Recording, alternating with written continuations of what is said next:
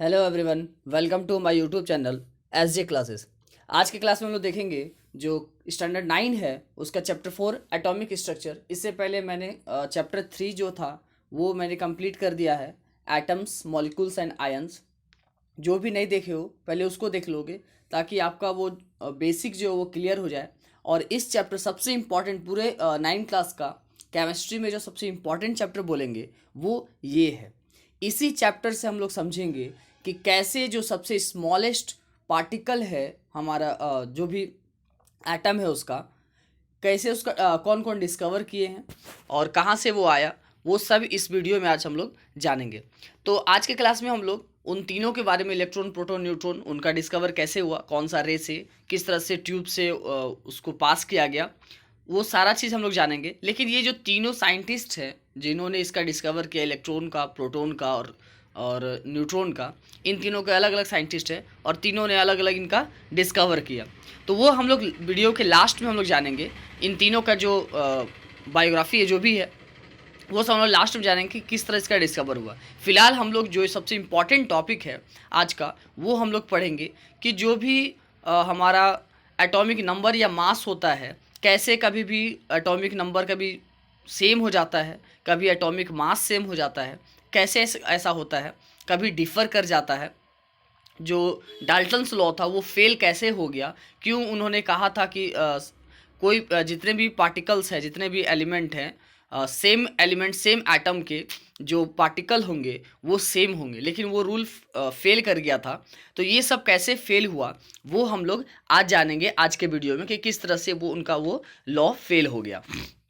तो मेनली मेरा आज का मोटो है वो बेसिक चीज़, जो वैलेंसी, जो पिछला वीडियो का लास्ट टॉपिक जो वैलेंसी था, जो मैंने कहा था कि वैलेंसी अगले वीडियो में पढ़ाऊंगा, वही सबसे इंपॉर्टेंट है। केमिस्ट्री का जो सबसे इंपॉर्टेंट टॉपिक है वो है वैलेंसी।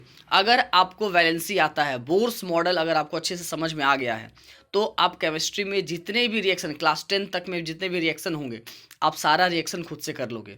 लेकिन रिएक्शन सीखने से पहले आपको ये बोर्स मॉडल पूरी तरह से क्लियर होना चाहिए और जो स्ट्रक्चर है प्रोटॉन, न्यूट्रॉन और इलेक्ट्रॉन का, ये पूरी तरह से क्लियर होना चाहिए।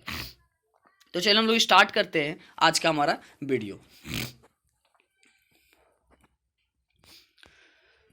तो ये सब हम लोग बाद में पढ़ेंगे। लास्ट में ये देखिए, ये सब जितने भी ट्यूब है, वैक्यूम ट्यूब, वैक्यूम पंप, इसमें कैथोड और एनोड है, तो ये सारा चीज़ हम लोग बाद में पढ़ेंगे। जो कैथोड ट्यूब का यूज़ करके कैथोड रे आया था, कैथोड रे से हमारा इलेक्ट्रॉन, फिर प्रोटॉन, वहाँ से एनोड से, फिर प्रोटॉन के बाद न्यूट्रॉन का डिस्कवर हुआ।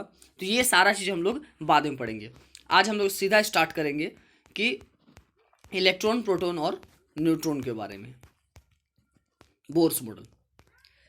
बोर्स मॉडल से हम लोग स्टार्ट करेंगे। तो जो क्या बोलेंगे कि हम लोग जो भी इंट्रोडक्शन है इलेक्ट्रॉन, प्रोटॉन, न्यूट्रॉन के बारे में, वो हम लोग यहाँ पे जानेंगे। देखोगे ध्यान से, मैं जो बता रहा हूँ उसको अच्छे से सुनोगे, क्योंकि ये बेसिक आपको कहीं भी नहीं मिलेगा। इलेक्ट्रॉन, प्रोटॉन, न्यूट्रॉन के बारे में कुछ इंपॉर्टेंट चीज़ बता रहा हूँ, उसको आप नोट डाउन कर लोगे। मैं यहाँ लिख भी रहा हूँ, लेकिन यहाँ क्लियर आपको नहीं दिखेगा, इसीलिए आप नोट डाउन करते चलोगे।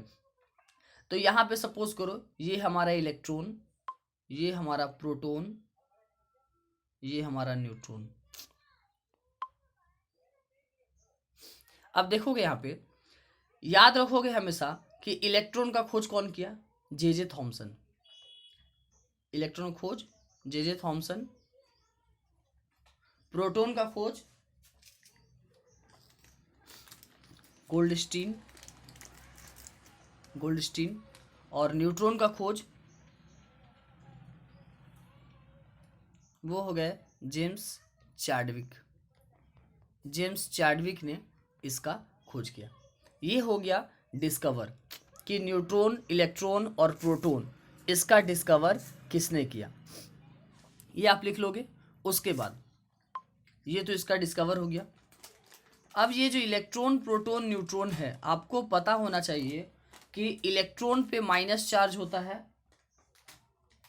प्रोटॉन पे प्लस चार्ज होता है, पॉजिटिव, और न्यूट्रॉन जो है न्यूट्रल होता है, वो है ज़ीरो, कोई भी चार्ज नहीं होता है। आप इसका चार्ज याद रखोगे, ठीक है। अगर इसका नेचर के बारे में बात किया जाए तब भी वही होगा, और चार्ज के बारे में बात किया जाए, हाँ, चार्ज का जो वैल्यू है वो क्या होता है वो मैं बताऊंगा, इसमें कितना चार्ज होता है। लेकिन फिलहाल यहाँ पे जो इसका नेचर है वो कैसा होता है, तो इलेक्ट्रोनेगेटिविटी, प्रोटॉन पॉजिटिव और न्यूट्रॉन न्यूट्रल, कोई भी चार्ज नहीं होता है। अब है कि इसका जो चार्ज है, एग्जैक्ट चार्ज जिसको हिंदी में आवेश बोलते हैं, चार्ज जो है जिसको सी से डिनोट करते हैं चार्ज, चार्ज का ऐसा यूनिट क्या होता है, चार्ज का ऐसा यूनिट कूलम होता है, याद रखोगे, चार्ज का ऐसा यूनिट कूलम। तो देखोगे यहाँ पे चार्ज का ऐसा यूनिट कूलम होता है। तो इलेक्ट्रॉन प्रोटॉन न्यूट्रॉन के बारे में, इलेक्ट्रॉन का चार्ज कितना होता है, तो इलेक्ट्रॉन पे चार्ज होता है, याद रखोगे 1.6 इंटू 10 का पावर माइनस 19 कूलम, 1.6 इंटू 10 का पावर माइनस 19 कूलम। प्रोटॉन पे कितना चार्ज होता है, 1.6 इंटू 10 का पावर माइनस 19 कूलम। न्यूट्रॉन पे कितना चार्ज होता है, 0। ये तीन चीज हमेशा याद रखोगे, इलेक्ट्रॉन का चार्ज और प्रोटॉन का चार्ज दोनों सेम होता है, और बस डिफरेंस क्या है कि ये माइनस चार्ज को शो करता है और ये प्लस चार्ज को शो करता है। ठीक है, ये बात आपको हमेशा क्लियर रखना है इलेक्ट्रॉन प्रोटॉन और न्यूट्रॉन के बारे में। फिर मैं बताऊंगा कि जो भी स्ट्रक्चर वहाँ पे इलेक्ट्रॉन प्रोटॉन न्यूट्रॉन कहाँ होता है, कैसे वो डिसाइड होता है किसी का एटॉमिक नंबर, एटॉमिक मास, और कैसे वो जो स्ट्रक्चर है वो कैसे सेल बनता है, नंबर ऑफ सेल कैसे इंक्रीज होता है, ये सब मैं आगे बताऊंगा। फिलहाल आपको ये इलेक्ट्रॉन प्रोटॉन न्यूट्रॉन के बारे में जो बेसिक नॉलेज है वो पता होना चाहिए। तो हमने दो चीज़ सीखा कि इलेक्ट्रॉन प्रोटॉन न्यूट्रॉन का डिस्कवर किसने किया, और फिर दूसरा चीज़ हमने सीखा कि इसका चार्ज कितना होता है, और कौन पॉजिटिव नेगेटिव होता है, कौन न्यूट्रल होता है, ये हमने जाना। अब देखोगे मैं एक चीज़ बताता हूँ आप लोग को, इसका मास, ठीक है, चार्ज और मास दो ही चीज़ आपको जानना है, इलेक्ट्रॉन प्रोटॉन न्यूट्रॉन, इसका मास कितना होता है।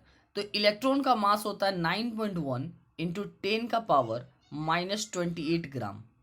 प्रोटॉन का चार्ज होता है 1.67 इंटू 10 का पावर माइनस 24 ग्राम, और न्यूट्रॉन का चार्ज होता है 1.67 इंटू 10 का पावर माइनस 24 ग्राम। आप उसको, आपको लग रहा है ये दोनों सेम है, सेम है, ये 2 डिजिट तक सेम है। अब जब तीसरा डिजिट जाएंगे तो एक में 7 के बाद 2 आ जाएगा, एक में 7 के बाद 4 आ जाएगा।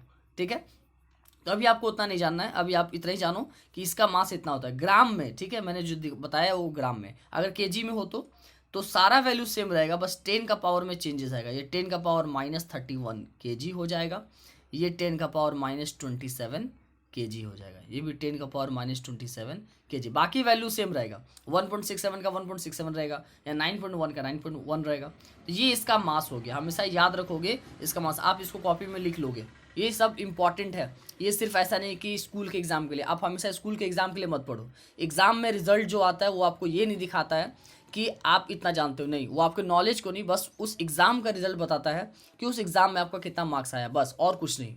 आपका नॉलेज अलग चीज़ है, जो कि आपको जब कॉम्पिटिटिव एग्जाम में, अगर आपको इंजीनियरिंग करना है, डिप्लोमा पॉलिटेक्निक जो भी आप करोगे, बीटेक करोगे, तो वहाँ पे ये सब इंपॉर्टेंट क्वेश्चन है, वहाँ पे ये क्वेश्चन आएंगे ही आएंगे, और फिर आपको उसको फिर से वापस पढ़ना पड़ेगा। तो क्यों ना स्टार्टिंग से ही आप अच्छे से पढ़ो। तो ये तो हो गया इलेक्ट्रॉन प्रोटॉन न्यूट्रॉन के बारे में, कि उसका चार्ज कितना होता है, चार्ज कैसा होता है, और फिर उसका डिस्कवर कौन किया, और उसका मास कितना होता है। तो ये सारा चीज़ हम लोग जान गए। और कब कब डिस्कवर हुआ है, तो सबसे पहले इलेक्ट्रॉन का डिस्कवर हुआ है, ये बात याद रखोगे। सबसे पहले हमारा इलेक्ट्रॉन का डिस्कवर हुआ है कैथोड रे से। ठीक है, इसीलिए इलेक्ट्रॉन को कभी भी कैथोड रे भी बोलते हैं। ठीक है, तो इलेक्ट्रॉन का खोज जे थॉमसन ने किया, कब, तो याद रखोगे 1896, कभी कहीं 92 भी देता है। ठीक है, और प्रोटॉन का एग्जैक्ट डेट नहीं पता है, इसको 19th सेंचुरी बोलते हैं। ठीक है, 19th सेंचुरी। और न्यूट्रॉन का खोज 1932 में जेम्स चैडविक ने। तो इसका डिस्कवर जे थॉमसन ने, इसका गोल्डस्टीन ने, और न्यूट्रॉन खोज जेम्स चैडविक ने। तो ये सारा चीज़ आप इंपॉर्टेंट बात जो है वो याद रखोगे। ठीक है, अब यही इलेक्ट्रॉन प्रोटॉन के बारे में हम लोग अब डिटेल से जानेंगे कि ये एक्चुअल में इलेक्ट्रॉन प्रोटॉन और न्यूट्रॉन क्या है। तो जितने भी साइंटिस्ट आए, मैंने जो बताया, इन तीनों इलेक्ट्रॉन प्रोटॉन न्यूट्रॉन को लाने वाले, इन तीनों ने इसके बारे में तीनों का एक साथ कोई भी रिलेशन देने में फेल हो गए, नहीं बता पाए। फिर बोर आए, नील्स बोर, उन्होंने एक मॉडल दिया। उस मॉडल में कहा कि जो एटम है, एटम में जो इलेक्ट्रॉन होता है वो क्या है, वो इलेक्ट्रॉन उस सेल के चारों ओर रिवॉल्व करता है। अभी आपको सेल नहीं समझ में आ रहा होगा सेल क्या होता है, मैं स्टार्टिंग से बताता हूँ, ठीक है। तो सपोज करो कि कोई भी तो एक एटम होगा ना, कोई भी एक एटम, तो एक एटम के अंदर क्या होता है, याद रखोगे हमेशा कि एक एटम किस चीज़ से बना है, इलेक्ट्रॉन, प्रोटॉन और न्यूट्रॉन, इन तीनों से मिलके एक एटम बना है। अब कैसे वो समझो, तो किसी भी चीज़ का, वर्ल्ड का कोई भी चीज़ है, सब में एक सेंटर होता है, सेंटर होगा जिसको न्यूक्लियस बोलते हैं। तो एटम में एक न्यूक्लियस होता है जहाँ पे उस पूरे एटम का वेट या मास रहता है। तो देखोगे, सपोज करो कि मैं इसको ठीक से बना रहा हूँ, ध्यान से देखोगे इसको, ये हमारा छोटा सा सर्कल है, अंदर में न्यूक्लियस के अंदर ये प्रोटॉन और न्यूट्रॉन, इसको हम लोग बोलते हैं न्यूक्लियस, याद रखोगे। अगर कभी भी क्वेश्चन आए कि न्यूक्लियस का डिस्कवर किसने किया है, तो हमेशा लिखोगे रदरफोर्ड, कभी भी बोर्स नहीं लिखोगे, नील्स बोर नहीं लिखोगे, कभी नहीं। न्यूक्लियस का डिस्कवर रदरफोर्ड ने किया है। नील्स बोर ने नील्स बोर ने सिर्फ और सिर्फ स्ट्रक्चर बताया है, एटम का स्ट्रक्चर ये बताया है कि कहाँ कहाँ इलेक्ट्रॉन, प्रोटॉन, न्यूट्रॉन रहते हैं, कैसे, बस। लेकिन डिस्कवर जो है, एक न्यूक्लियस का डिस्कवर, प्रोटॉन और न्यूट्रॉन जिसमें है, उसका डिस्कवर रदरफोर्ड ने किया। तो न्यूक्लियस क्या है, न्यूक्लियस एक सेंटर है किसी भी एटम का, जहाँ पे उसका पूरा वेट होता है, उस एटम का वेट होता है, प्रोटॉन न्यूट्रॉन यानी मास होता है। प्रोटॉन न्यूट्रॉन आप लोग जानते हो, प्रोटॉन पे प्लस चार्ज और न्यूट्रॉन पे कोई चार्ज नहीं। तो यानी न्यूक्लियस के अंदर क्या है, प्रोटॉन और न्यूट्रॉन है, तो न्यूट्रॉन पे कोई चार्ज तो होता नहीं है, सिर्फ प्रोटॉन पे चार्ज होता है ना। दैट मीन्स हम कह सकते हैं कि जो हमारा न्यूक्लियस है, इस न्यूक्लियस में कौन सा चार्ज हो गया, इस न्यूक्लियस पे पॉजिटिव चार्ज हो गया। यानी न्यूक्लियस हमारा कौन सा चार्ज होता है, पॉजिटिव। तो सिर्फ प्रोटॉन पे ही पॉजिटिव नहीं, पूरा न्यूक्लियस पे भी पॉजिटिव चार्ज होता है, तो ये बात याद रखोगे। लेकिन एटम, एटम हमारा क्या होता है, एटम तो पॉजिटिव नहीं होता है, वो तो न्यूट्रल होता है। हम लोग पढ़े हैं कि एटम का जो प्रॉपर्टी है वो क्या है, वो न्यूट्रल है। तो कैसे, तो इसके बाहर में, न्यूक्लियस के बाहर में इलेक्ट्रॉन जो है वो रिवॉल्व करते रहते हैं, ये बात याद रखोगे, इलेक्ट्रॉन रिवॉल्व करते रहते हैं। तो देखोगे यहाँ पे कि न्यूक्लियस, हमने ये तो क्लियर हो गया कि न्यूक्लियस क्या होता है। न्यूक्लियस के अंदर प्रोटॉन और न्यूट्रॉन, ठीक है, proton positive charge, neutron neutral charge, और इलेक्ट्रॉन बाहर रिवॉल्व करता है। अब एक चीज़ देखोगे ध्यान से कि यहाँ पे एक बात हमेशा ध्यान रखोगे कि नंबर ऑफ प्रोटॉन, मैं एक चीज़ यहाँ लिख दे रहा हूँ, उसको हमेशा याद रखोगे कि number of proton equal to number of electron, हमेशा इक्वल होता है। प्रोटॉन का नंबर और इलेक्ट्रॉन का नंबर हमेशा सेम होगा, ठीक है। जितना प्रोटॉन होगा उतना ही इलेक्ट्रॉन होगा। यही रीज़न है कि कोई भी एटम जो होता है वो इलेक्ट्रिकली न्यूट्रल होता है। क्यों, क्योंकि नंबर ऑफ प्रोटॉन और नंबर ऑफ इलेक्ट्रॉन इक्वल होता है। और चूंकि दोनों अलग चार्ज का, मान लो कि जो प्रोटॉन है उस पर कितना चार्ज है, +5 चार्ज है, और इलेक्ट्रॉन पे कितना चार्ज है, -5 चार्ज है, क्योंकि दोनों सेम होता है ना, बस अपोजिट होता है, तो प्लस और माइनस कैंसिल हो गया, 0, न्यूट्रल।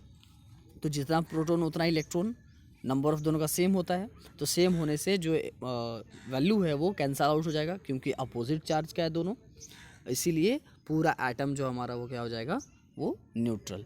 तो अब बात आपको समझ में आया होगा कि कोई भी एटम न्यूट्रल क्यों होता है, क्योंकि उसमें जितना प्रोटॉन होता है उतना ही इलेक्ट्रॉन होता है, और दोनों अपोजिट चार्ज का है, तो प्लस माइनस हमेशा कैंसिल हो जाएगा। तो उम्मीद है कि यहाँ तक आपको समझ में आया होगा कि प्रोटॉन, न्यूट्रॉन और इलेक्ट्रॉन क्या है और उसका रिलेशन क्या है, ठीक है। न्यूट्रॉन का कोई रिलेशन नहीं है प्रोटॉन और इलेक्ट्रॉन से, उसका कुछ, जैसे प्रोटॉन और इलेक्ट्रॉन आपस में इक्वल होता है, वैसा कुछ भी नहीं है प्रोटॉन न्यूट्रॉन में या इलेक्ट्रॉन न्यूट्रॉन में। और इसी न्यूट्रॉन के कारण, देखोगे आगे मैं बताऊंगा, इसी न्यूट्रॉन के कारण जो आइसोटॉप्स और आइसोबार होते हैं उनमें चेंजेस इसी के कारण आते हैं। ये आइसोटॉप्स, आइसोबार जो प्रोड्यूस होते हैं वो इसी सिर्फ न्यूट्रॉन के कारण आते हैं, ठीक है। तो चलो हम लोग स्टार्ट करते हैं। तो नील्स बोर ने जो अपना मॉडल दिया, बोर्स मॉडल, उसमें जो सेल लाए, तो वो सेल्स कहाँ से बना, तो वो सेल बनाने का फॉर्मूला है, ठीक है। आप इस बात को लिख लोगे जो मैंने अभी तक बताया, क्योंकि इसी का यूज़ आगे होगा, ठीक है। तो ये एक चीज़ हो गया आपका क्लियर। अब देखो हम इसको सेल बनाते हैं।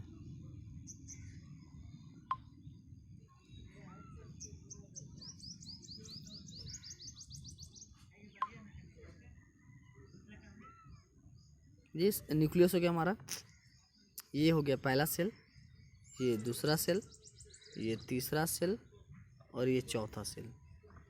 ठीक है, अब ये क्या आ रहा है, तो जो नील्स बोर थे उन्होंने एक फॉर्मूला दिया 2n² और बोला कि इसी पर कोई भी सेल, कोई भी इलेक्ट्रॉन जो है बेस्ड है। कैसे, ये n क्या है, n मेरा नंबर ऑफ सेल है, याद रखोगे n मेरा क्या है, नंबर ऑफ सेल। जिस तरह से ये फर्स्ट सेल है, फिर ये सेकंड सेल, ये थर्ड सेल और ये फोर्थ सेल। ठीक है, तो n मेरा से बोलता है। तो अगर हम जब n का वैल्यू 1 लेते हैं, n का वैल्यू 1 मतलब फर्स्ट सेल, पहला सेल लेते हैं, तो यहाँ 1 रख के देखो, 2 इंटू n का वैल्यू 1, 1 का स्क्वायर कितना हो जाएगा, 2 इंटू 1 इक्वल टू 2, 1 का स्क्वायर 1 होगा, 2 आ गया। n का वैल्यू 2 रख के देखते हैं, 2 इंटू यहाँ n स्क्वायर है ना, तो n की जगह पर 2 रखते हैं, 2 का स्क्वायर कितना आ रहा, 2 इंटू 4 कितना आ गया, 8। अब क्या करते हैं, n का वैल्यू 3 रखते हैं, 3 का स्क्वायर, 2 इंटू 3 का स्क्वायर कितना होगा, 9, 18 आ गया। अब n का वैल्यू कितना रखते हैं, 4, 4 का स्क्वायर, तो 4 का स्क्वायर कितना होता है, 16, कितना आ गया, 32। तो यहाँ से हमारे पास क्या आ गया, 2, 8, 18 और 32। फर्स्ट सेल में 1 क्या बता रहा है, फर्स्ट सेल में कितना इलेक्ट्रॉन होना चाहिए, 2, ये 2 बता रहा सेकंड सेल को। सेकंड सेल में कितना इलेक्ट्रॉन होना चाहिए, 8। थर्ड सेल में कितना इलेक्ट्रॉन होना चाहिए, 18। और फोर्थ सेल में कितना होना चाहिए, 32। तो ये हमारा नंबर ऑफ इलेक्ट्रॉन मिल गया कि फर्स्ट सेल में कितना इलेक्ट्रॉन, सेकंड सेल में कितना इलेक्ट्रॉन, थर्ड सेल में कितना इलेक्ट्रॉन और फोर्थ सेल में कितना इलेक्ट्रॉन। तो अब यहाँ पे देखोगे एक चीज़ कि अंदर वाले को ये के नेमिंग किया गया है, L, M और ये N, सेल का नेमिंग किया गया है कि KLMN। तो K जो फर्स्ट सेल है उसमें कितना इलेक्ट्रॉन होगा, उसमें 2 इलेक्ट्रॉन होगा। L जो सेकंड सेल है उसमें कितना इलेक्ट्रॉन होगा, 8 होगा। M में कितना होगा, 18 होगा और N में कितना होगा, 32 होगा। तो ये बात याद रखोगे, 2, 8, 18, 32। कभी भी क्वेश्चन आता है कि K सेल में कितना इलेक्ट्रॉन होगा या क्वेश्चन आएगा कि M सेल में कितना इलेक्ट्रॉन होगा, तो आप यहाँ से बता सकते हो कि कौन सा आपका सेल है वो। ठीक है, अगर आप मान लो बाय द वे भूल जाते हो तो ये 2n² फॉर्मूला याद रखो, इस पर बैठा करके आप निकाल सकते हो। अगर K के बारे में पूछे तो K फर्स्ट सेल है तो 1, N के जगह पे 1 रख देंगे। हमारा अगर L के बारे में पूछे तो L सेकंड सेल है, N के जगह पे 2 रख देंगे। इस से 3, 4 रख करके हम इसमें नंबर ऑफ़ इलेक्ट्रॉन, तो ये फार्मूला हमको नंबर ऑफ़ इलेक्ट्रॉन निकालने में काम आता है कि किस सेल में कितना इलेक्ट्रॉन होना चाहिए। सेल जितना बढ़ते जाएगा नंबर ऑफ़ इलेक्ट्रॉन जो है उनके इंक्रीज़ करते जाएगा। उम्मीद है आपको ये समझ में आएगा। इसके बिना आप कभी भी रिएक्शन केमिस्ट्री में नहीं सीख सकते हो, आपके लिए ये क्लियर होना बहुत ज़रूरी है। और इसके बिना आपका जो भी हिंदी मीडियम में है समस्थानिक संभारिक, वो उसके लिए क्लियर नहीं होगा, और जो भी इंग्लिश मीडियम में है उनके लिए आइसोटोप्स आइसोबार क्लियर नहीं होगा। तो उम्मीद है कि ये समझ में आ गया होगा। अब ये 2, 8, 18, 32 का यूज़ कहाँ है, हम लोग यूज़ करते हैं। ठीक है, अब देखोगे यहाँ पे क्या आया हमारे पास, 2, 8, 18, 32। लेकिन एक्चुअली आप स्टैंडर्ड 9 में हो तो 9, 10 तक के बच्चों लोग को सिर्फ ये 2, 8, 8 ही यूज़ करना है। 18, 32 अभी हमको यूज़ नहीं करना है। ठीक है, जब भी हमारे पास सेल में इलेक्ट्रॉन लिखने का आएगा तो हम 2 और 8 का यूज़ करेंगे, 18, 32 यूज़ नहीं करेंगे। अब देखो कैसे लिखना कैसे है, अब समझो यहाँ पे बात। एक बात याद रखोगे कि ये जो 2 और 8 लिखना है तो हम कभी भी पहले इसको लिखेंगे, कभी भी इसको नहीं लिखेंगे। यहाँ जैसे आप घर में अगर 2 दरवाज़ा है तो आप पहले फर्स्ट दरवाज़ा से गए बिना आप सेकंड में नहीं घुस सकते हो, आपको फर्स्ट गेट में जाना ही पड़ेगा, तभी आप सेकंड गेट में एंटर कर पाओगे। तो उसी तरह से कभी भी इलेक्ट्रॉन डिस्ट्रीब्यूशन करना है, इलेक्ट्रॉन डिस्ट्रीब्यूट करना है तो आपको पहले 2 में डिस्ट्रीब्यूट करना होगा, उसके बाद ही आप 8 में डिस्ट्रीब्यूट कर सकते हो। और इससे अगर ज़्यादा हुआ तो 8, इससे ज़्यादा हुआ तब भी 8, इससे ज़्यादा हुआ तब भी 8। आपको 8 तक में ही जाना है, 8 से आगे आपको नहीं जाना है। तो देखो कैसे डिस्ट्रीब्यूशन करेंगे। तो इस डिस्ट्रीब्यूशन को जानने के लिए पहले आपको एटम्स जो एलिमेंट्स हैं 1 से लेके 20 तक उनका atomic number, 1 to 20 atomic number आपको पता होना चाहिए, सीरियल वाइज एकदम याद होना चाहिए कि hydrogen, helium, lithium, beryllium, boron. जो नहीं जानते हो मैं बोलते जा रहा हूँ, आप लिख लोगे इसको कि क्या होता है। तो इसको लिखोगे कि सबसे पहला 1 नंबर में जिसका एटॉमिक नंबर 1 होता है hydrogen, helium, lithium, beryllium, boron, carbon, nitrogen, oxygen, fluorine, neon, sodium, magnesium, aluminium, silicon, phosphorus, sulphur, chlorine Cl, मैंने 17 है उसका एटॉमिक नंबर लिख दिया, क्लोरीन, आर्गन, पोटेशियम और कैल्शियम। ये है सीक्वेंस वाइज, आपको इसको याद रखना है with atomic number and with symbol के साथ। और हिंदी मीडियम वाले बच्चे हैं उनके लिए यही है कि हाइड्रोजन का परमाणु संख्या 1 होता है, हीलियम का 2 होता है, लिथियम का 3 होता है, beryllium 4, boron 5, carbon 6, nitrogen 7, oxygen 8, इस तरह करके 20 तक आपको ये एटॉमिक नंबर याद होना चाहिए।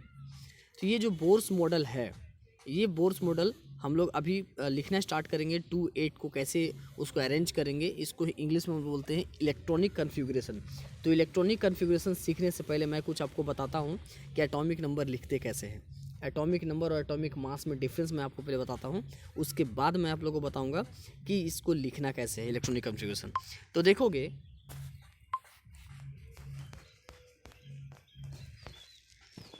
Atomic number and atomic mass. अब ये एटॉमिक नंबर और मास क्या होता है, तो जैसा कि हम लोग जानते हैं कि हमारा न्यूक्लियस है, न्यूक्लियस में प्रोटॉन होता है और न्यूट्रॉन होता है ना। तो एक बात हमेशा याद रखोगे कि एटॉमिक नंबर प्रोटॉन के नंबर को बोलते हैं। जितना नंबर ऑफ प्रोटॉन होगा उतना एटॉमिक नंबर होगा। किसी भी एलिमेंट में, किसी भी एटम के अंदर नंबर ऑफ प्रोटॉन को ही हम लोग एटॉमिक नंबर बोलेंगे। अगर किसी भी एटम में, किसी भी एलिमेंट में 5 प्रोटॉन है तो उसका एटॉमिक नंबर 5 हो गया। 10 प्रोटॉन है तो एटॉमिक नंबर 10 हो गया। ठीक है, आया बात समझ में। लेकिन मास क्या होता है, मास जो है न्यूक्लियस का वेट को मास बोलते हैं, यानी प्रोटॉन और प्लस न्यूट्रॉन। प्रोटॉन और न्यूट्रॉन का वैल्यू जब हम लोग ऐड करेंगे, प्रोटॉन और न्यूट्रॉन, तो उसको हम लोग मास बोलते हैं। तो number of proton plus number of neutron हमेशा हमको मास देगा। अब यहीं पे बात समझो क्लियरली कि ये जो एटॉमिक नंबर है और एटॉमिक मास है, कि एटॉमिक नंबर किसको बोलते हैं, कि नंबर ऑफ प्रोटॉन को हम लोग एटॉमिक नंबर बोलते हैं, और मास किसको बोलते हैं, atomic mass, number of proton plus number of neutron. Atomic number को याद रखोगे Z से डिनोट करते हैं और एटॉमिक मास को A से डिनोट करते हैं। याद रखोगे हमेशा, atomic number is denoted by Z और atomic mass is denoted by capital A, सब कैपिटल में। ठीक है, तो एक बात यहाँ जानोगे कि मान लो X मेरा कोई, जैसे कि क्लोरीन एक एलिमेंट हो गया, ऑक्सीजन हो गया, कार्बन हो गया, मैग्नीशियम हो गया, एल्यूमिनियम, ये सब एक एलिमेंट है। उस तरह से मानते हैं कि X हमारा कोई एलिमेंट है। ठीक है, X हमारा कोई एलिमेंट है, तो इसका एटॉमिक नंबर और एटॉमिक मास कहाँ लिखते हैं। हमेशा याद रखोगे कि किसी भी एलिमेंट का एटॉमिक नंबर और मास लेफ्ट साइड में टॉप और बॉटम में लिखते हैं। एटॉमिक नंबर जो Z से दिखाते हैं उसको यहाँ, और एटॉमिक मास जिसको A से दिखाते हो यहाँ। इस बात को याद रखोगे कि एटॉमिक नंबर और एटॉमिक मास को कहाँ लिखते हैं, ये ज़्यादा ज़रूरी है। ठीक है, तो एटॉमिक नंबर को Z से और एटॉमिक मास को A से डिनोट करते हैं। ठीक है, यानी मान लो हमको क्लोरीन के बारे में लिखना है तो क्लोरीन का एटॉमिक नंबर कितना, 17, मास कितना, 35.5। अब सोच रहे हो ये 35.5 कहाँ से आ रहा है, तो यही सब वेरी हम लोग पढ़ेंगे एट आइसोटॉप्स और आइसोबार में कि ये कहाँ से आ रहा है। ठीक है, ये चीज़ तो जनरली एक चीज़ आप लोग जानोगे, एक चीज़ मैं आप लोग को बता दूँ जनरली, कि एटॉमिक नंबर जो होता है और एटॉमिक मास जो होता है, ऐसे जनरली हम लोग क्या करते हैं कि जो भी एटॉमिक नंबर होता है उसको डबल कर देते हैं, वही मास आता है। ठीक है, जैसे हीलियम का एटॉमिक नंबर कितना, 2, तो मास कितना हो जाएगा, 2 2 जा 4। पाया बात समझ में। यही मान लो लिथियम का एटॉमिक नंबर 3, मास कितना हो जाएगा, 6। दैट मीन्स हम उसका डबल करके चलते हैं। लेकिन कहीं कहीं देखेंगे किसी एलिमेंट में कि वहाँ पे डबल से भी ज़्यादा आता है कहीं कहीं, तो वो कैसे होता है, तो ये सब चीज़ हम लोग सीखेंगे। ठीक है, मास, तो अब हम लोग यहाँ पे एटॉमिक नंबर और मास सीख गए हैं कि एटॉमिक नंबर क्या होता है और मास क्या होता है। तो यहाँ पे कुछ क्वेश्चन जो हम लोग हैं वो पहले बना लेते हैं, ताकि अगर एग्ज़ाम में कभी भी आए तो हम लोग उसको सॉल्व करने कर सकें हम लोग, ठीक है, हम लोग को सॉल्व करने आए। सपोज़ करो कि अगर कोई एक एलिमेंट है, ठीक है, एक एलिमेंट है जिसका एटॉमिक नंबर, एक तत्व है जिसका परमाणु संख्या जो है वो कितना है, 12, एटॉमिक नंबर 12 है। अब क्वेश्चन ये है कि बताना है कि इस एटम में नंबर ऑफ इलेक्ट्रॉन और नंबर ऑफ प्रोटॉन कितने कितने हैं। तो सबसे पहले एक एटॉमिक नंबर दिया है, तो एटॉमिक नंबर किसको बोलते हैं, नंबर ऑफ प्रोटॉन को एटॉमिक नंबर बोलते हैं। तो यहाँ से मिल गया हमको नंबर ऑफ प्रोटॉन, कि जो एटॉमिक नंबर वही हमारा प्रोटॉन नंबर, तो 12 हो गया प्रोटॉन। अब बात आया इलेक्ट्रॉन का, तो मैंने आपको बताया था कि नंबर ऑफ प्रोटॉन हमेशा नंबर ऑफ इलेक्ट्रॉन के बराबर होता है, ये बात मैंने आप लोग को बताया था, बस चार्ज अपोजिट होता है। तो प्रोटॉन अगर 12 तो इलेक्ट्रॉन भी 12। आया बात समझ में। मान लो अगर क्वेश्चन होता कि अगर क्वेश्चन दिया रहता कि प्रोटॉन इक्वल टू 11, ठीक है, और न्यूट्रॉन का वैल्यू रहता 12। क्वेश्चन ये पूछता कि हमको एटॉमिक मास बताइए, एटॉमिक नंबर बताइए, ठीक है, और इसमें इलेक्ट्रॉन का नंबर बताइए, ये तीनों का वैल्यू। तो सबसे पहला हम लोग पहले इस पे जाते हैं, एटॉमिक नंबर। एटॉमिक नंबर कैसे निकलता है, प्रोटॉन नंबर को एटॉमिक नंबर बोलते हैं। तो प्रोटॉन कितना है 11, तो एटॉमिक नंबर कितना हो गया 11। दूसरा बात है एटॉमिक मास। एटॉमिक मास किसको बोलते हैं, न्यूक्लियस के अंदर जो होगा उसी को जोड़ेंगे, बाहर न्यूक्लियस से बाहर जाना ही नहीं है, न्यूक्लियस के अंदर जो होगा, न्यूक्लियस के अंदर क्या क्या रहता है, प्रोटॉन और न्यूट्रॉन, तो इन दोनों को जोड़ देंगे तो हमको जो आएगा वो हमारा मास हो जाएगा। तो मास इक्वल टू क्या, 11 + 12 यानी 23, ये हमारा मास हो गया, मास भी निकाल लिए। अब है इलेक्ट्रॉन, तो हम लोग जानते हैं कि number of proton number of electron के इक्वल होता है। तो प्रोटॉन अगर 11 तो इलेक्ट्रॉन भी हमारा 11। आया बात समझ में, ठीक है। अगर क्वेश्चन इस तरह रहा कि कोई एक एलिमेंट m है, ठीक है, जिसका मास दिया हुआ है 24, मास को a से दिखाते हैं ना, जिसका मास दिया हुआ है 24 और एटॉमिक नंबर z से दिखाते हैं, एटॉमिक नंबर दिया हुआ है 12। अब बताना है कि इसमें न्यूट्रॉन कितना है, नंबर ऑफ न्यूट्रॉन बताना है। तो न्यूट्रॉन का रिलेशन किससे होता है, मास से।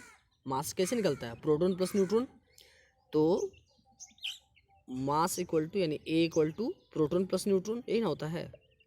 हमको मास दिया हुआ है ना, मास कितना दिया हुआ है 24, प्रोटॉन कितना पता है, प्रोटॉन पता है ना, कंफ्यूज नहीं करोगे, एटॉमिक नंबर को ही प्रोटॉन नंबर बोलते हैं। तो एटॉमिक नंबर 12, तो प्रोटॉन भी 12 प्लस न्यूट्रॉन। अब ये 12 इधर चलेगा माइनस में, तो न्यूट्रॉन कितना आ गया हमारे पास, न्यूट्रॉन आ गया 12। आया बात समझ में। तो अब कैसा भी क्वेश्चन रहे आप वहाँ से प्रोटॉन न्यूट्रॉन इलेक्ट्रॉन जो भी पूछा जाए आप निकाल लोगे, ठीक है। अब देखो हम लोग जाते हैं वापस, जो मैं आप लोग को बता रहा था बोर्स मॉडल में कि जो ये आइसोटोप आइसोबार, इसके बाद हम लोग जस्ट पढ़ेंगे। अब एक चीज़ मैं पढ़ाता हूँ आप लोग को, वैलेंसी, ठीक है। तो इलेक्ट्रॉनिक कन्फिग्रेशन के बाद मैं वैलेंसी पढ़ाऊँगा। तो हम लोग अभी जो पहले पढ़ेंगे वो है इलेक्ट्रॉनिक कन्फिग्रेशन, इलेक्ट्रॉनिक कन्फिग्रेशन लिख लोगे आप लोग, ठीक है, इलेक्ट्रॉनिक कन्फिग्रेशन। अब इलेक्ट्रॉनिक कन्फिग्रेशन क्या होता है समझो। 1 से 20 तक पहले आप एटॉमिक नंबर जरूर याद करोगे, उसके बिना आपका नहीं हो सकता है। हम लोग स्टार्ट से स्टार्ट करते हैं। तो हाइड्रोजन, हाइड्रोजन का कितना होता है एटॉमिक नंबर 1, यहाँ नीचे लिखते हैं। अब एक चीज़ ध्यान दोगे कि इलेक्ट्रॉनिक कन्फिग्रेशन कैसे लिखते हैं, वही 2 और 8 जो मैंने बताया था ना, उसी पर इसको लिखना है, 2 8 पर। तो मैंने पहले ही बताया था कि 2 को तब तक वो पार करके 8 में नहीं जाएगा कोई भी इलेक्ट्रॉन जब तक ये 2 यहाँ फुलफिल नहीं होता है। इसके पास कितना इलेक्ट्रॉन है 1, तो सिर्फ 1, जबकि यहाँ कितना होना चाहिए, इसको 2 चाहिए ना। 2 और 8 में कितना चाहिए, पहला वाला में 2, जबकि 1 ही है, तो 1 का 1 रह जाएगा, अब आगे तो नहीं जा सकता है। हीलियम, हीलियम कितना 2, तो इसको कितना लिखेंगे यहाँ पहले में 2, अब इससे ज़्यादा इसके पास है ही नहीं, 3 रहता तब ना आगे जाता, 2 है तो 2 ही रह जाएगा। अब देखोगे लिथियम, Li, लिथियम कितना होता है 3, तो पहला सेल में 2, उसके पास कितना बचा हुआ है 1 ना, तो 1 चल जाएगा दूसरा सेल में। अगला है बेरिलियम, बेरिलियम कितना 4, पहला सेल में 2 से ज़्यादा नहीं रख सकते हैं, जो कैपेसिटी है वो कैपेसिटी है 2, अब कितना बचा हुआ है इसके पास, 4 है तो 2 बचा हुआ है, और तो 2 आया बात समझ में। अब है बोरोन, बोरोन में कितना होता है 5, तो फर्स्ट सेल में तो 2 देगा, उसके बाद कितना 3। कार्बन, कार्बन कितना 6, तो 2 देगा फर्स्ट सेल में, और कितना बचा हुआ है 4। अगला है कार्बन के बाद नाइट्रोजन। अब तुम लोग सोच रहे हो कि सर इसमें 2 के बाद आगे इसके जैसा क्यों नहीं बढ़ाए या 3 क्यों लिख दिए, क्योंकि सेकंड सेल में जो है, सेकंड सेल में 8 है, सेकंड सेल में हमको 2, फर्स्ट में 2 और सेकंड में 8 होना चाहिए, तो 2 और 8, तो 8 हमको कंप्लीट करना है, इसीलिए हम लोग नहीं कर सकते हैं। अब देखोगे कार्बन के बाद नाइट्रोजन, नाइट्रोजन 7 होता है 2, अब कितना बचा हुआ है 5। उसके बाद ऑक्सीजन, ऑक्सीजन 8 होता है 2 और 6।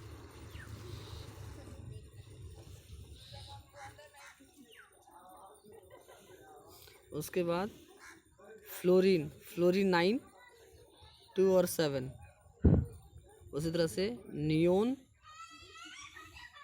2 और 8, ठीक है।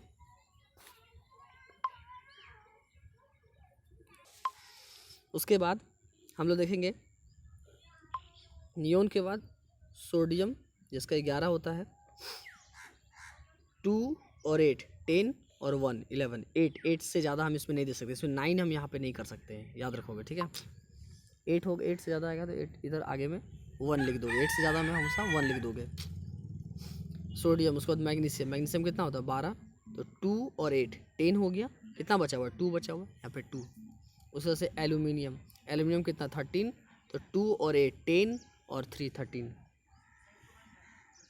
उम्मीद है समझ में आ रहा होगा।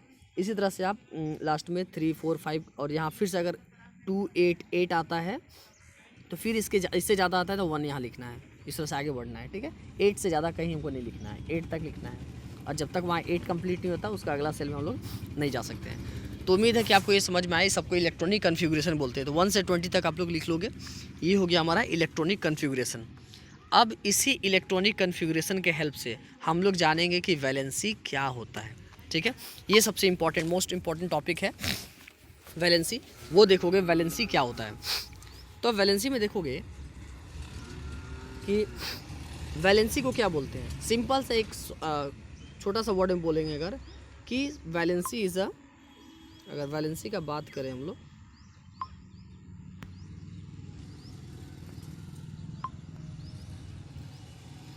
तो वैलेंसी हमारा क्या है, it is a combining capacity, याद रखोगे combining capacity of an element, याद रखोगे कंबाइनिंग कैपेसिटी जिसका जो है वही वैलेंसी कहलाता है। या फिर एक और वर्ड में बोलते हैं कि जो नंबर ऑफ इलेक्ट्रॉन, जो भी नंबर ऑफ इलेक्ट्रॉन वो गेन कर रहा है एलिमेंट या फिर लॉस कर रहा है, यानी नंबर ऑफ इलेक्ट्रॉन लॉस और गेन, जितना भी इलेक्ट्रॉन को लॉस और गेन कर रहा है वही उसका वैलेंसी है।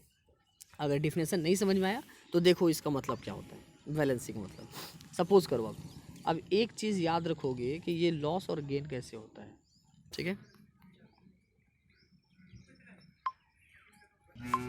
लॉस और गेन कैसे होता है वो देखोगे ध्यान से, लॉस और गेन कैसे करना है।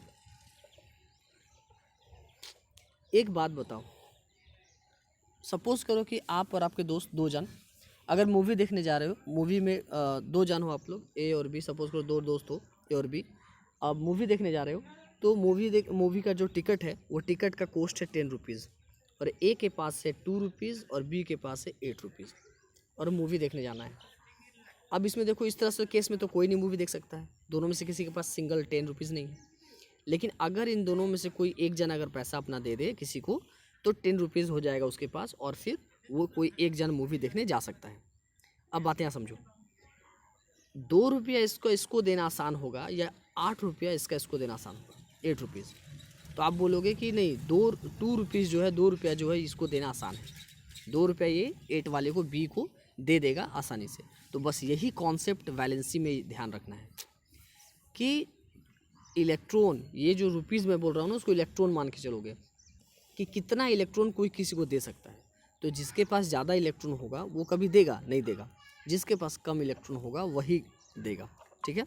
तो याद रखोगे मैं 2 वर्ड बता रहा हूँ, एक होता है लॉस करना, इलेक्ट्रॉन का लॉस करना, और एक होता है इलेक्ट्रॉन को गेन करना।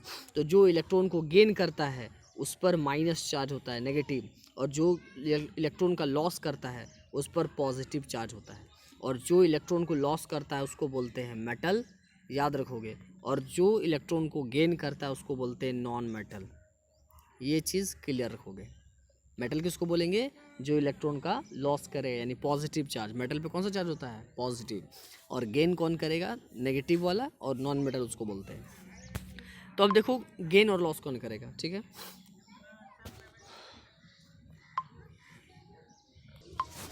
तो देखोगे मैं एक इलेक्ट्रॉनिक कॉन्फ़िगरेशन लिख रहा हूँ, उसमें देखोगे सोडियम का कितना होता है? सोडियम की 11, तो क्या हो जाएगा 2, 8, 10 और 1 11। इसके लास्ट ऑर्बिट में 1, हमेशा लास्ट ऑर्बिट को देखना है, 1 है। अब बताओ, और एक है क्लोरीन 17, 2, 8 और 7। अब बताओ इसको 8 पूरा करने के लिए कितना चाहिए? 7 इलेक्ट्रॉन। इसको 8 पूरा करने के लिए कितना चाहिए? 1 इलेक्ट्रॉन, है ना। सोडियम को लास्ट ऑर्बिट में 8 पूरा करने के लिए और 7 इलेक्ट्रॉन चाहिए, क्योंकि 1 है उसके पास, और क्लोरीन के पास 7 है, उसको 1 चाहिए। तो बताओ ये 7 इलेक्ट्रॉन इसको दे देगा या ये 1 इलेक्ट्रॉन इसको देगा? ऑब्वियसली बात है कि ये 1 इलेक्ट्रॉन इस 7 को दे सकता है, देना आसान है। पूरा 7 इलेक्ट्रॉन किसी को देना मुश्किल है, लेकिन 1 इलेक्ट्रॉन देना आसान है। तो क्या करेगा सोडियम क्या करेगा कि 1 इलेक्ट्रॉन दे देगा किसको? 1 इलेक्ट्रॉन दे देगा क्लोरीन को। तो ये दे रहा है ना, तो देने का मतलब क्या? लॉस कर रहा है इलेक्ट्रॉन का। और ये ले रहा है ना, लेने का मतलब क्या कर रहा है? गेन कर रहा है ना। तो जो गेन कर रहा है उस पर नेगेटिव चार्ज, और जो लॉस कर रहा है उस पर पॉजिटिव चार्ज। तो लॉस करने के बाद सोडियम क्या हो जाएगा? सोडियम प्लस हो जाएगा, और गेन करने के बाद क्लोरीन क्या हो जाएगा? माइनस हो जाएगा। आया बात समझ में? इसको आयन पढ़ते हैं, ठीक है, इसी को आयन पढ़ते हैं, सोडियम आयन और एक क्लोरीन आयन, ठीक है। तो कौन सा प्लस कौन सा माइनस समझ में आया? आप किसी भी एलिमेंट को देख के बता सकते हो कि कौन मेटल है कौन नॉन मेटल है। जो प्लस होगा, जो इलेक्ट्रॉन का लॉस करेगा वो मेटल होगा, और जो इलेक्ट्रॉन को लेगा वो नॉन मेटल होगा। सिंपल सी बात है। और ये भी आप पहचान लोगे कि कौन इलेक्ट्रॉन को लेगा और कौन इलेक्ट्रॉन को देगा, कौन लॉस करेगा कौन गेन करेगा। बात समझ में आए? जिसके पास ज़्यादा होगा वो क्या करेगा? वो तो देगा ही नहीं। जिसके पास कम होगा वही ना देगा, और जिसके पास ज़्यादा होगा वो लेगा। ये बात हमेशा याद रखोगे, ठीक है। अब देखो एक एग्जांपल देता हूँ। 281 28 एक मिनट 282 और 283, और इधर है 287 286 और 285। अब समझोगे यहाँ पे, इसको लास्ट में 1 अगर इलेक्ट्रॉन मिल जाए तो ये 8 कंप्लीट कर लेगा। इसके पास 1 है तो ये 1 क्या करेगा? इसको दे देगा। इसको लास्ट में 2 चाहिए, अगर 2 इसको मिल जाए तो 8 कंप्लीट हो जाएगा, ये इसको 2 दे देगा। इसको लास्ट में 3 चाहिए तो ये इसको 3 दे देगा। ऐसा क्या हो सकता है क्या कि 7 इलेक्ट्रॉन ये इसको दे दे? नहीं, बहुत ज़्यादा नहीं दे सकता है। 6 इलेक्ट्रॉन इसको दे सकता है? नहीं दे सकता है। 5 इलेक्ट्रॉन इसको दे सकता है? नहीं दे सकता है। तो याद रखोगे कि जो ज़्यादा इलेक्ट्रॉन है वो कभी देगा नहीं, वो हमेशा लेगा, ठीक है। तो जिसके लास्ट ऑर्बिट में, एक ट्रिक मैं बता दूं कि जिसके लास्ट ऑर्बिट में 5, 6 और 7 रहेगा वो हमेशा क्या करेगा? लेगा, गेन करेगा। और जिसके लास्ट में हमेशा 1, 2, 3 रहेगा वो हमेशा क्या करेगा? लॉस करेगा। आया बात समझ में? यानी आप इलेक्ट्रॉनिक कॉन्फ़िगरेशन लिख करके आप उसका वैलेंस ये पता कर सकते हो कि कौन कितना ले रहा है कौन कितना दे रहा है। अब आप सोच रहे हो सर हम लोग तो वैलेंसी पढ़ रहे हैं, तो ये लेने देने का बात कहाँ से आ गया? तो वैलेंसी का डिफिनेशन मैंने पहले ही बताया था कि लेने देने को ही बोलते हैं वैलेंसी। अब यहाँ पहचानेंगे कि वैलेंसी क्या है। तो याद रखोगे कि वैलेंसी वो नहीं कि लास्ट में क्या है, नहीं, वैलेंसी वो है कि वो कितना इलेक्ट्रॉन ले रहा है या कितना दे रहा है। अब यहाँ बात समझो कैसे। जिसके लास्ट में 5 है वो कितना इलेक्ट्रॉन लेगा? वो तो लेगा ना, देगा तो नहीं, ये 3 इलेक्ट्रॉन लेगा। तो जो इलेक्ट्रॉन ले रहा है, ये 5 वाला ले रहा है ना, ले रहा है, तो ये कितना ले रहा है? 3 ले रहा है, तो इसका वैलेंसी कितना हो गया? 3। इसके लास्ट में ये कितना? 3 है। ये क्या कर रहा है? ले रहा कि दे रहा है? ये 3 दे रहा है, तो ये कितना दे रहा है? 3 ना, तो ये हो गया वैलेंसी 3। यानी जितना ले रहा है या जितना दे रहा है, लास्ट में कितना उसे मतलब नहीं है, वो कितना ले रहा है या कितना दे रहा है वही उसका वैलेंसी है। जैसे अगर 285 लिखा हुआ है, ठीक है, इसका तो वैलेंसी नहीं बोलना है कि 5 है, नहीं, देखना है कि इस कितना इलेक्ट्रॉन ले रहा है या दे रहा है। 5 है, इसको 3 इलेक्ट्रॉन चाहिए, ये 3 ले लेगा, किसी से लेगा ना, तो यही इसका वैलेंसी है। अगर लास्ट में मान लो यहाँ 3 है तो इसको 5 चाहिए, 5 कोई देगा, जिसके पास 5 होगा वही नहीं से 3 ले लेगा, तो ये तो इसको कोई देगा नहीं, यानी ये ले नहीं सकता, ये सिर्फ दे सकता है। 3 क्या करेगा, दे देगा, तो ये देगा तो क्या हो जाएगा, ये इसका वैलेंसी 3। आया बात समझ में? तो यही हमको चेक करना होगा कि वो इलेक्ट्रॉन ले रहा है या दे रहा है, कितना ले रहा है या कितना दे रहा है। जो ले रहा है या दे रहा है वही उसका वैलेंसी होगा। आया बात समझ में? लेकिन वैलेंस इलेक्ट्रॉन, वैलेंसी और वैलेंस इलेक्ट्रॉन में डिफरेंस है। वैलेंसी तो मैंने समझा दिया, वैलेंस इलेक्ट्रॉन क्या, कुछ नहीं, लास्ट ऑर्बिट में जो इलेक्ट्रॉन है वही उसका वैलेंस इलेक्ट्रॉन, और कुछ नहीं। लास्ट ऑर्बिट में जो लिखा हुआ है वही उसका वैलेंस इलेक्ट्रॉन है, ये बात याद रखोगे, ठीक है। लेकिन वैलेंसी क्या होता है कि जितना नंबर ऑफ इलेक्ट्रॉन वो ले रहा है या दे रहा है वही हमारा क्या कहलाएगा, वैलेंसी कहलाएगा। इसको हिंदी में बोलते हैं संयोजकता। जो भी हिंदी मीडियम के बच्चे हैं अगर देख रहे हैं तो वैलेंसी को बोलते हैं संयोजकता। ये हो गया हमारा वैलेंसी। अब इसी वैलेंसी के हेल्प से हम लोग आइसोटोप्स, आइसोबार इसको क्लियर करेंगे, ठीक है। और वो जो मैंने बोर्स मॉडल बताया था उसको भी हम लोग क्लियर करेंगे। तो ये आइसोटोप्स, आइसोबार जो है उसको हम लोग पढ़ेंगे, लेकिन वैलेंसी का सारा का वैलेंसी लोग निकाल के देख लेंगे। तो आप लोग का काम है जितना भी एटॉमिक नंबर 1 से 20 तक है उन सबका वैलेंसी निकालोगे। कैसे निकालोगे, सबका इलेक्ट्रॉनिक कन्फिगुरेशन लिखोगे। मैंने लिखना बताया ना अभी थोड़ी देर पहले, इलेक्ट्रॉनिक कन्फिगुरेशन। तो सबका इलेक्ट्रॉनिक कन्फिगुरेशन लिख लोगे तो लास्ट ऑर्बिट में देखोगे कि कितना इलेक्ट्रॉन है। अगर ज़्यादा जिसके पास होगा वो लेगा, कितना लेगा वो लिख लोगे, वही उसका वैलेंसी होगा। जिसके पास कम होगा वो देगा, कितना देगा, जो देगा वही उसका वैलेंसी होगा। तो उम्मीद है कि आपको समझ में आया होगा कि वैलेंसी क्या होता है, ठीक है। अब हम लोग आते हैं टॉपिक आइसोटोप और आइसोबार में। आइसोटोप्स और आइसोबार, तो ये आइसोटोप्स और आइसोबार क्या होता है, तो कॉन्सेप्ट आओ, ठीक है। डेफिनेशन तो हम लोग सिंपल जानते हैं कि क्या, आइसोटोप्स मतलब जिसका एटॉमिक नंबर सेम और एटॉमिक नंबर सेम और एटॉमिक मास डिफरेंट, ठीक है। और यहाँ उल्टा कर दो, एटॉमिक मास सेम और एटॉमिक नंबर डिफरेंट। चलो ये तो डिफिनेशन समझ में आ गया कि आइसोटोप्स किसको बोलते हैं। वैसा एलिमेंट्स जिनका एटॉमिक नंबर सेम है लेकिन और एटॉमिक मास डिफरेंट है उनको बोलेंगे आइसोटोप्स। आइसोबार किसको बोलेंगे, जिसका एटॉमिक मास सेम है और एटॉमिक नंबर डिफरेंट है उसको आइसोबार। जैसे एग्जांपल, एक दो एग्जांपल देते हैं। मान लो एटॉमिक नंबर सेम, जैसे कि मान लो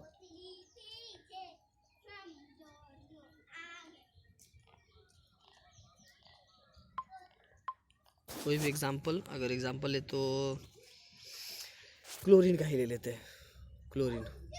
क्लोरीन का एटॉमिक नंबर 17, लेकिन इसका मास क्या क्या होता है, एक जगह कहीं मास 35 मिलेगा और एक जगह कहीं मास 37 मिलेगा। तो देखो एटॉमिक नंबर सेम है ना, 17, लेकिन मास कितना आ रहा, 35 डिफरेंस है। तो atomic number same, atomic mass difference, इसको आइसोटोप्स बोलेंगे। और आइसोबार का एग्जांपल क्या होगा, तो आइसोबार का आर्गन और कैल्शियम का हम लोग एग्जांपल ले लेंगे। आर्गन कैल्शियम क्या हो जाएगा उसको, कि जैसे आर्गन और कैल्शियम है, तो आर्गन का एटॉमिक नंबर 18 होता है पर मास 40 होता है। कैल्शियम का एटॉमिक नंबर 20 होता है पर मास 40 होता है। तो देखो दोनों का मास सेम है लेकिन एटॉमिक नंबर देखो डिफरेंस है। तो यहाँ पे एटॉमिक नंबर डिफरेंस और मास सेम, उसको आइसोबार। लेकिन इसके पीछे कॉन्सेप्ट क्या है, ये कैसे डिफरेंस हो जा रहा है, कभी कभी सेम हो जा रहा है, कैसे हो रहा है ये सब, तो मेन वही समझना। आइसोटोप्स, आइसोबार तो आप इसे समझ जाओगे कि जिसका एटॉमिक नंबर सेम होगा और मास डिफरेंट होगा उसको आइसोटोप्स, और जिसका एटॉमिक नंबर डिफरेंस होगा और मास सेम होगा उसको आइसोबार। लेकिन इसके पीछे लॉजिक समझते हैं, लॉजिक क्या है। तो एक बात जानोगे कि इन दोनों के पीछे लॉजिक एक ही है, वो सब खेल न्यूट्रॉन का है, ठीक है। ये सब खेल न्यूट्रॉन का है, कैसे वो समझो।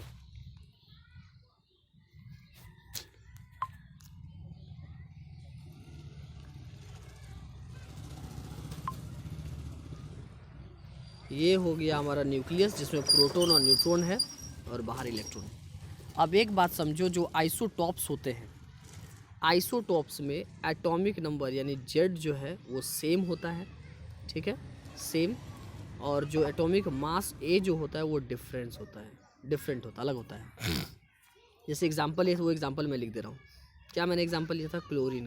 क्लोरीन का एटॉमिक नंबर 17, ये भी 17, लेकिन मास यहाँ 35 है, यहाँ 37। ये कैसे आया?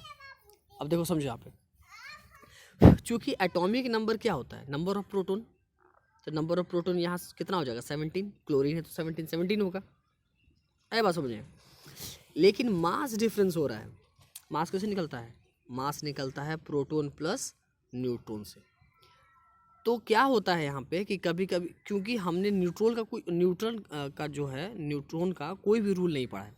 हमने रूल पढ़ा है प्रोटॉन और इलेक्ट्रॉन के बारे में, कि नंबर ऑफ प्रोटॉन और नंबर ऑफ इलेक्ट्रॉन इक्वल होता है। प्रोटॉन को हम लोग एटॉमिक नंबर बोलते हैं। पर कहीं ऐसा पढ़ा है क्या कि नंबर ऑफ प्रोटॉन और नंबर ऑफ न्यूट्रॉन सेम होता है? नहीं, हमने ऐसा कहीं नहीं पढ़ा है। आया बात समझ में? तो जब जिसमें न्यूट्रॉन का नंबर, मान लो क्लोरीन का एटॉमिक नंबर 17 है, तो प्रोटॉन कितना हो जाएगा? 17। अब न्यूट्रॉन का नंबर जरूरी थोड़ी है कि 17 ही होगा, उससे ज़्यादा भी हो सकता है। तो जब न्यूट्रॉन का वैल्यू 18 हो जाएगा, तो मास किसको बोलते हैं? प्रोटॉन और न्यूट्रॉन को जोड़ के। तो 17 और 18 को जब जोड़ोगे तो कितना आएगा? 35 आएगा। लेकिन कभी कभी न्यूट्रॉन 18 की जगह क्या हो जाएगा? 18 की जगह पर हमारा 20 हो जाएगा, 20। तो ये 20 और 17 को जोड़ दो, कितना हो जाएगा? 37 आया। अब बोलो क्यों बढ़ेगा? तो न्यूट्रॉन ऐसा थोड़ी है कि फिक्स, कहीं लिखा हो थोड़ी है कि न्यूट्रॉन का वैल्यू फिक्स रहेगा, वो बढ़ सकता है। जितना हम लोग आगे जाते जाएंगे, एटॉमिक नंबर जितना आगे चलते जाएगा, उसका वो जो वैल्यू है न्यूट्रॉन का वो उतना बढ़ते जाएगा। न्यूट्रॉन का वैल्यू कहीं फिक्स नहीं होता है। तो यहीं पे वैरी आता है। इसी के कारण जहाँ पर न्यूट्रॉन का वैल्यू ज़्यादा होगा वहाँ पे मास डिफर करेगा। देखो प्रोटॉन एटॉमिक नंबर क्यों सेम रह गया? क्योंकि प्रोटॉन में कोई फर्क थोड़ी पड़ रहा है, कुछ भी चेंजेस प्रोटॉन में नहीं आ रहा, न्यूट्रॉन में आ रहा है। तो न्यूट्रॉन बढ़ रहा है तो इसका मास तो बढ़ेगा। क्यों? क्योंकि मास किसको बोलते हैं? प्रोटॉन और न्यूट्रॉन को जोड़ने से। तो न्यूट्रॉन बढ़ रहा है तो मास भी बढ़ेगा। पहले जब न्यूट्रॉन 18 था तो मास 35 आ रहा था, लेकिन अभी न्यूट्रॉन बढ़ के कितना हो गया? 20। तो मास कितना आ गया? 37। तो बात समझ में आया कि प्रोटॉन तो वही रह रहा है, एटॉमिक नंबर वही रह रहा है, पर मास डिफरेंस कैसे हो रहा है? न्यूट्रॉन के कारण। न्यूट्रॉन उसका बढ़ जा रहा है, इसीलिए मास। अब आइसोटॉप्स आपको समझ में आया? आइसोबार समझते हैं कि आइसोबार में क्या हो रहा है। आइसोबार में क्या होता है कि जो एटॉमिक नंबर होता है वो हमारा डिफरेंट होता है और जो मास होता है वो सेम होता है। अब ये कैसे हो गया? अब समझो यहाँ पे एग्जांपल क्या था? आर्गन और कैल्शियम का है ना, आर्गन और कैल्शियम। एटॉमिक नंबर 20 और ये 18, जबकि मास कितना है? 40। अब समझोगे? तो आर्गन के लिए मैं अलग से न्यूक्लियस बना रहा हूँ और जो कैल्शियम उसके लिए अलग से न्यूक्लियस, ठीक है। ये हमारा आर्गन का है और ये मेरा कैल्शियम का है। आर्गन में प्रोटॉन कितना हो जाएगा? प्रोटॉन क्या होता है? जो एटॉमिक नंबर वही उसका प्रोटॉन नंबर। तो इसका एटॉमिक नंबर कितना? 18। तो प्रोटॉन कितना हो जाएगा? 18। कैल्शियम कितना एटॉमिक नंबर? 20। इसका प्रोटॉन कितना हो जाएगा? 20 होगा। चलो यहाँ तो क्लियर हो गया। तो प्रोटॉन जितना होता है उतना इलेक्ट्रॉन होता है, प्रोटॉन जितना होता है उतना इलेक्ट्रॉन। तो जितना इलेक्ट्रॉन होता है, इलेक्ट्रॉन से तो कोई मतलब है नहीं हमको मेन मतलब न्यूट्रॉन से है। अब यहाँ पे समझो कि जब यहाँ पे क्या होता है आर्गन में कि न्यूट्रॉन का वैल्यू आ जाता है यहाँ भी 20 और यहाँ भी न्यूट्रॉन का वैल्यू आ जाता है 20। बात यहाँ पे होता है कि इन दोनों में न्यूट्रॉन का वैल्यू 20 ही होता है। अब बताओ न्यूट्रॉन 20 है और यहाँ 20 है, तो 20 और 18 को जोड़ेंगे ये हो जाएगा 38, ठीक है। होना तो यही चाहिए ना। और ये 20 20 40 होना ये चाहिए था कि ये भी न्यूट्रॉन दोनों सेम, लेकिन होता नहीं है। होता ये है कि न्यूट्रॉन का वैल्यू क्या हो जाता है यहाँ पे, एक मिनट मैं क्लियर कर लूँ। न्यूट्रॉन का वैल्यू क्या होता है कि आर्गन में न्यूट्रॉन का वैल्यू आ जाता है 22, ज़रूरत से ज़्यादा। और जो हमारा कैल्शियम है उसका न्यूट्रॉन का वैल्यू रह जाता है 20। आया बात समझ में? तो ये न्यूट्रॉन 22 होने के कारण इसका जो मास आ गया वो 40 हो गया और इसका भी 40 हो गया। तो इसके न्यूट्रॉन, आर्गन के न्यूट्रॉन बढ़ने से वो कैल्शियम के मास के बराबर हो गया, जबकि एटॉमिक नंबर तो सेम है पर मास जो है वो डिफर कर गया। तो यही है आइसोटॉप्स और आइसोबार। तो उम्मीद है कि आपको आइसोटॉप्स और आइसोबार समझ में आया होगा और आप लोग इसको क्लियर कर पाए होंगे कि आइसोटोप्स क्या होता है और आइसोबार क्या होता है। अब हम लोग अगले क्लास में देखेंगे, अब तो वीडियो बहुत लंबा हो रहा है, इसीलिए हम लोग अगले क्लास में जो तीनों का डिस्कवर है, इलेक्ट्रॉन प्रोटॉन न्यूट्रॉन, उन तीनों के बारे में हम लोग पढ़ेंगे। उसका डिस्कवर कैसे हुआ, जो कैथोड रे से कैसे उसको पास किया गया, किस तरह से हम उसको प्रोटॉन नाम दिए, किस तरह से उसको इलेक्ट्रॉन नाम दिए, और एक और चीज़ जो है रिएक्शन। ये दो चीज़ हम लोग अगला वीडियो में पढ़ेंगे, जो बहुत इंपॉर्टेंट, रिएक्शन बहुत इंपॉर्टेंट है, ठीक है। कैसे हम लोग कहीं कहीं देखो रिएक्शन क्या कि कहीं कहीं हम लोग AlCl3 लिखते हैं, ये कहाँ से आ गया AlCl3, कैसे लिखेंगे, कहीं कहीं Na2O लिखते हैं, ये कैसे आया, तो ये सारा चीज़ हम लोग अगले वीडियो में सीखेंगे, ठीक है। तब तक हम लोग मिलते हैं, और जो भी अगर हमारे चैनल में नए हैं वो चैनल को सब्सक्राइब करें, लाइक शेयर करें, और अपने फ्रेंड को जितने ज़्यादा हो सके सबको वो शेयर करेंगे। Okay, thank you everyone.